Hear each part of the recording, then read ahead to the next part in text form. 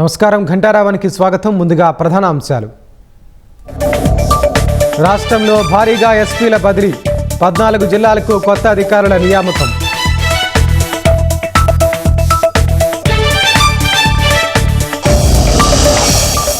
గుంటూరులో కుండపోత వర్షానికి రోడ్లు జలమయం, అన్నపరులో పిడుగుపడి 2 మహిళలు మృతి.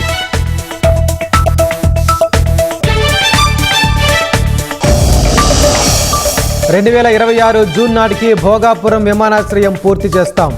ఇప్పటికే 86% పనులు జరిగినట్లు రామ్మోహన్ నాయుడు వెల్లడి. మణిపూర్లో కొత్త అధ్యాయం ప్రారంభమవుతుందన్న మోదీ. త్వరలో రాష్ట్రాన్ని రైల్వేలతో అనుసంధానిస్తామని స్పష్టీకరణ.